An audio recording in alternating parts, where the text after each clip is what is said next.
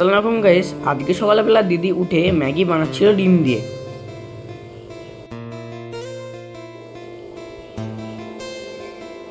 ম্যাগিটা বানানোর পরে দিদি সবার জন্য চা বানালো। ম্যাগি আর চা সবাইকে খেতে দিল। দেখো দাদু এসেছে, দাদুর দিদিও এসেছে। দিদি আব্বাকে ভাত দিয়ে দিল আর আব্বা কাজে বেরিয়ে পড়লো।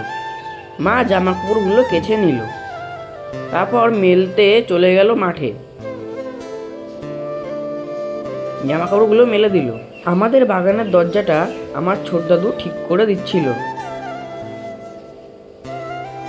দিদি দিদির ঘরটি গুছিয়ে নিচ্ছিল।